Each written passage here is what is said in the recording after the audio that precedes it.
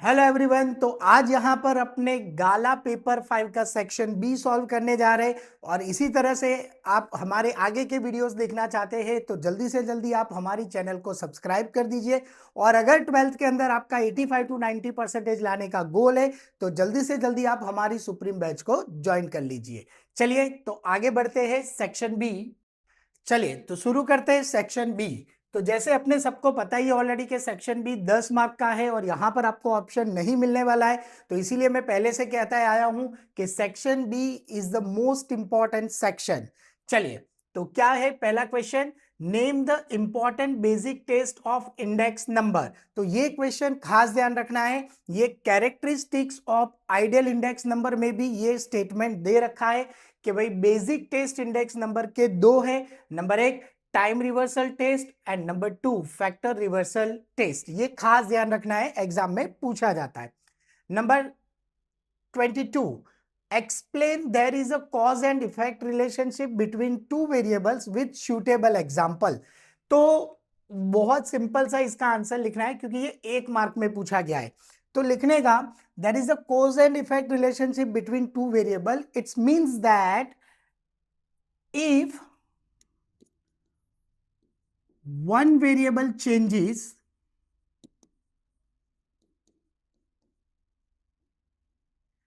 अगर कोई एक वेरिएबल में चेंजेस आता है तो उसका direct effect the other variables, दूसरे वेरिएबल पे उसका चेंजेस होता ही है, उसका इफेक्ट आता ही है। फॉर एग्जाम्पल एक सूटेबल एग्जाम्पल ले लेते हैं। तो एग्जाम्पल में अपने लेते हैं एक्सपेंडिचर एंड सेविंग्स।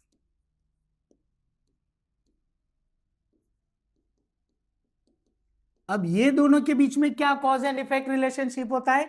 तो व्हेन एक्सपेंडिचर, जब आपके एक्सपेंसेस इंक्रीज होते हैं एक्सपेंसेस, तब आपका जो सेविंग्स होता है वो डिक्रीज होता है, यानी कि वाइसा वर्सा ऑपोजिट डायरेक्शन होता है। तो सेम बिल्कुल उसका उल्टा कि अगर आपके एक्सपेंडिचर डिक्रीज होते हैं तो आपका सेविंग्स क्या हो जाता है? इंक्रीज। तो बिटवीन एक्सपेंडिचर एंड सेविंग्स ये इफेक्ट होता है। ऐसे आप कोई भी एग्जांपल ले सकते हो, सेल्स एंड प्रॉफिट भी ले सकते हो कि भाई सेल्स इंक्रीज होगा तो प्रॉफिट भी इंक्रीज होगा, या सेल्स डिक्रीज होगा तो प्रॉफिट भी डिक्रीज होगा। It's so many example of cause and effect relationship between two variables. But आप कोई भी एक एग्जांपल लिख सकते हो और ये चीज खास लाइन लिखनी है कि if one variable changes then the effect on the another variable also changes। चलिए नाउ नेक्स्ट 23, आर की वैल्यू है एस एक्स है, एस वाई है बी वाई एक्स यानी बी फाइंड आउट करना है। A very simple formula R into S Y upon S X, 0.5 into 4 divided by 2, 2 to the 4, the answer is 1। चलिए यहां पर एक और चीज कह देता हूं कि अगर क्वेश्चन में एज अ प्रैक्टिकल क्वेश्चन होता है, या तो मैं एमसीक्यू की भी बात कर रहा हूं कि अगर कोई प्रैक्टिकल एमसीक्यू है तो वहां पर आपको वर्किंग शो करनी पड़ेगी। ये चीज अगर आप रफ पेज पे करते हो और यहां पे उसका आंसर लिखते हो तो आपके मार्क्स कटने के चांसेस रहेंगे। चलो next, what is the notation to show? Notation यानी सिंबल लिखना है। किसका सिंबल लिखना है? Cyclical component as well as seasonal component. तो cyclical component is denoted by CT और seasonal component is denoted by ST. चलिए next, the most important question in a probability. मैं ऐसा कह सकता हूं कि पिछले में अगर 10 साल को देखूं तो कम से कम 6 से 7 बार ये क्वेश्चन एग्जाम में पूछा गया है। State the formula for the probability of occurrence of at least one event. At least one का मतलब होता है यूनियन। तो यूनियन इवेंट का फॉर्मूला लिखना है और वो भी 3 इवेंट है, ए बी एंड सी। तो एबीसी 3 इवेंट है और उसका फॉर्मूला ये बहुत सिंपल सा फॉर्मूला है, P of A union B union C equal to P of A plus P of B plus P of C minus दो इवेंट का इंटरसेक्शन जो माइनस हो जाएगा और लास्ट में तीनों इवेंट का इंटरसेक्शन प्लस हो जाएगा। So minus P of A intersection B, A intersection C, B intersection C, और लास्ट में तीनों इवेंट का इंटरसेक्शन ऐड होगा, A intersection B intersection C.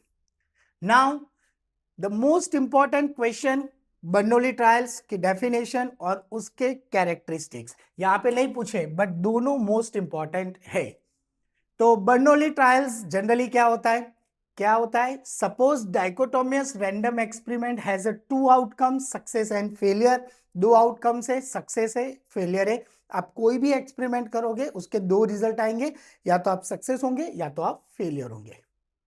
If this experiment is repeated n times, चाहे आप ये एक्सपेरिमेंट कितनी भी बार रिपीट कर दो under identical conditions, and the probability of getting success at each trials is constant, यानी कि आपको हर ट्रायल में जो प्रोबेबिलिटी ऑफ सक्सेस है वो मिलती रहनी चाहिए, then such trials are called Bernoulli trials. तो इस तरह के जो ट्रायल्स है उसे अपने बर्नौली ट्रायल्स कहते हैं। तो आगे बढ़ने से पहले यहां पर मैं आपको एक इंपॉर्टेंट इंफॉर्मेशन देने जा रहा हूं कि अगर आपने 12th के अंदर अपना गोल 85 to 90% रखा हुआ है तो आप हमारी सुप्रीम बैच के अंदर ज्वाइंट हो सकते हो, जिसके अंदर हम आपको टोटल 4 सब्जेक्ट पढ़ाने वाले हैं, accounts, statistics, economics and OCM। और ये चारों सब्जेक्ट पढ़ाने के लिए हमारे पास टोटल 3 फैकल्टी है, जिसमें से कल्पेश सर अकाउंट्स पढ़ाएंगे, मैं यानी कि हेमल सर मैं आपको स्टैटिस्टिक्स पढ़ाऊंगा, और ध्रुवल सर जो है वो आपको इकोनॉमिक्स एंड OCM पढ़ाएंगे। और हमारी सुप्रीम बैच की ये खासियत है कि यहाँ पर आपको सारे रिकॉर्डेड वीडियोस मिल जाएंगे, प्लस आपको गाला क्वेश्चन पेपर के भी सारे रिकॉर्डेड वीडियोस मिल जाएंगे, और अगर आपको पास्ट पेपर्स में भी अगर कुछ डाउट है तो वो हम डाउट सॉल्यूशन भी करवाते हैं, जिसकी जो टोटल फीस है वो 1999 रुपीस है।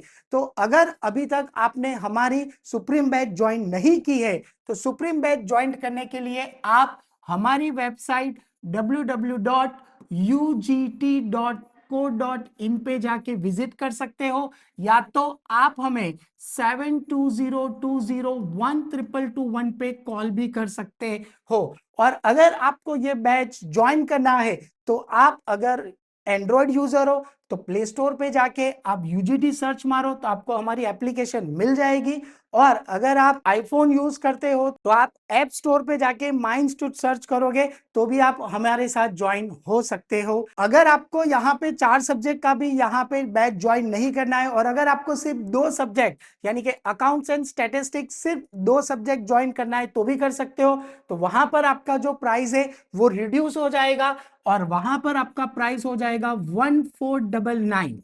तो जल्दी से जल्दी आप हमारी सुप्रीम बैच को ज्वाइन कर लो। चलो next, this one is also most important question कि भाई constant use in probability density function of a normal variable. तो ये दोनों चीज as a MCQ, as a single line question answer कहीं पे भी पूछी जा सकती है। तो ये याद रखना है कि भाई probability density function of normal variable में दो कांस्टेंट है, पाई एंड ई, और इसका फॉर्मूला भी आपको याद रखना है, ये भी MCQ में पूछा जाता है। 1/σ√2 pi e⁻⁻² x minus mu upon sigma whole square. तो ये फॉर्मूला भी आपको याद रखना पड़ेगा।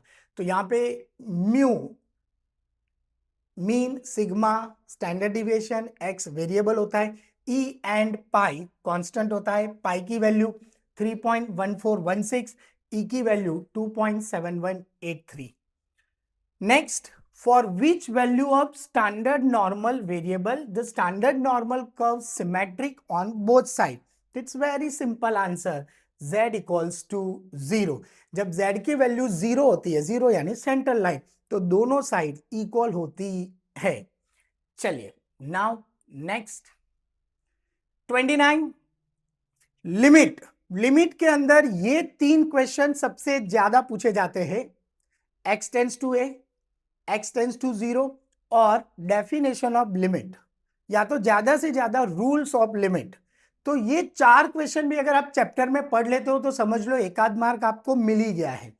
तो x टेंड्स टू a पहले समझते हैं। If the value of variable x is brought very close to number a, कि अगर आप a के वेरी क्लोजर होते हो, फॉर एग्जाम्पल कि 1.999 है तो इसका राउंड फिगर अब 2 ही होता है, या तो 1.99 है तो भी राउंड फिगर अब 2 ही होता है। तो वहां पर अगर कुछ इंक्रीजिंग या डिक्रीजिंग होता है then it can set be that x tends to a, यानी कि अगर वेरिएबल x में कुछ चेंजेस होता है तो उसका सीधा इफेक्ट a में होता है, यानी कि उसके रिजल्ट्स में होता है अगर a में कोई भी चेंजेस होता है तो। And it is denoted by x tends to a, अगर कुछ इंक्रीज डिक्रीज भी होता है तो उसे x टेंड्स टू a कहा जाता है। a यानी कोई भी नंबर हो सकता है, वो पॉजिटिव भी हो सकता है और वो नेगेटिव भी हो सकता है। चलिए नेक्स्ट, x टेंड्स टू 0, तो सेम टू सेम डेफिनेशन है, खाली अपने को जहां पे a लिखा है वो a की जगह पे अपने को क्या लिख देना है, 0, कि भाई 0 में भी प्लस माइनस तुम करो तो इट्स नियरेस्ट टू 0, वो नियरेस्ट टू 0 ही माना जाता है। फॉर एग्जाम्पल 0.00001, तो इट्स नियरेस्ट टू 0, बरोबर। चलिए नेक्स्ट आगे बढ़ते हैं। 30, what are the stationary points of a functional, यानी कि फंक्शन के स्टेशनरी पॉइंट्स में क्या है, तो the most important answer dy upon dx equals to 0। Point number 2 के डिफरेंशिएशन इक्वल टू 0 पुटअप करना होता है, और अगर डिफरेंशिएशन इक्वल टू 0 पुटअप करते हो और फिर उसका सॉल्यूशन करते हो तो आपको x की वैल्यू मिलती है। That's the reason what are the stationary point of a functional, तो it's dy upon dx equal to 0।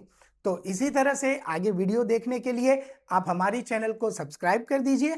Thank you so much.